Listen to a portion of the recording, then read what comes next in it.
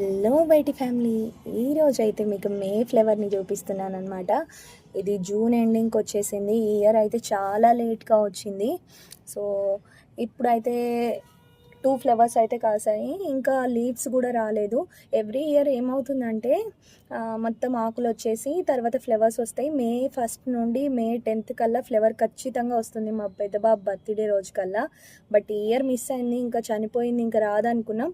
But June ending కల్లా అయితే flowers వచ్చేసాయి. చాలా హ్యాపీగా అనిపిస్తుంది. వర్షాలు పడ్డ వెంటనే ఫ్లవర్స్ అయితే కనిపించాయి. ఇంకొక 1 వీక్లో మొత్తం లీవ్స్ వచ్చేసి బాగా వచ్చేస్తుంది అనమాట. మే ఫ్లేవర్ మీలో ఎంతమందికి తెలుసు అనేది కామెంట్ సెక్షన్లో తెలియచేయండి. ఇంకా ఇది పెద్దగా అవుతున్న కొద్దీ మీకు చూపిస్తాను కంటిన్యూగా. ఛానల్ని అయితే సబ్స్క్రైబ్ చేసుకోండి.